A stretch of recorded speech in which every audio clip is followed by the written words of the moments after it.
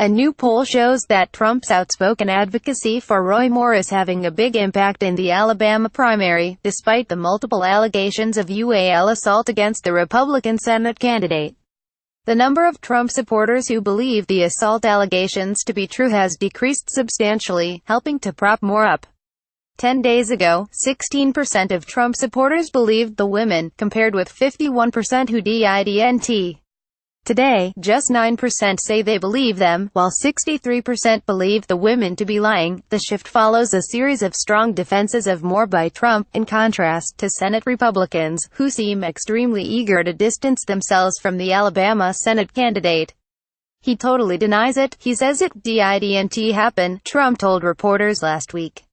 White House Press Secretary Sarah Huckabee Sanders had previously indicated that Trump wasn't prepared to rescind his September endorsement when he tweeted that Moore's like a really great guy. On Sunday morning, when Change Research began their two-day poll, Trump sent out two tweets which doubled down on his decision to support Moore.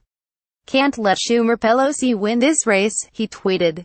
"Liberal Jones would be bad. The last thing we need in Alabama and the U.S. Senate is a Schumer-Pelosi puppet who is weak on crime, weak on the border, bad for our military and our great vets, bad for our Second Amendment, and wants to raise his taxes to the sky. Jones would be a disaster." Donald J. Trump at Real Donald Trump. November 26, 2017. I endorsed Luther Strange in the Alabama primary.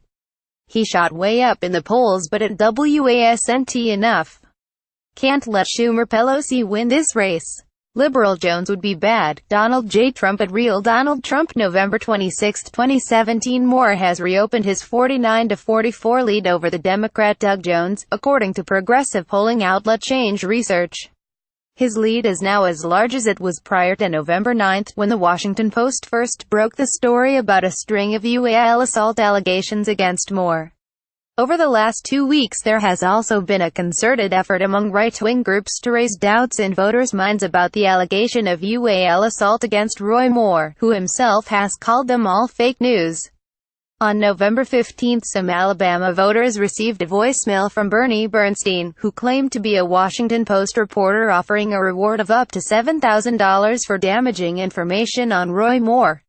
Yesterday, Project Veritas, a Trump-backed conservative group, was widely ridiculed after it emerged they'd tried and failed to sell the Washington Post a fake news story about how Roy Moore had impregnated a woman when she was 15 and she'd been forced to get an abortion.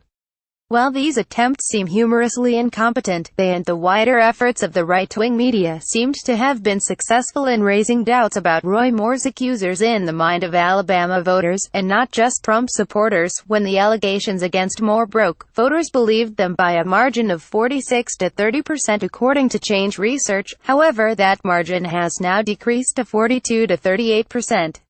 The allegations also seem to have helped solidify Moore's Republican base. 88% of those who had voted for Donald Trump said they would now definitely vote on December 12, compared with just 82% in mid-November. Among those who thought the allegations were fake, polling found that barely anything could change their mind, despite the multiple corroborate stories from a variety of national and local media outlets. Only 2% said they'd change their mind if more accusers came out, and 1% said they'd believe the charges if Trump said he did. An astonishing 97% said nothing would make them believe they were true.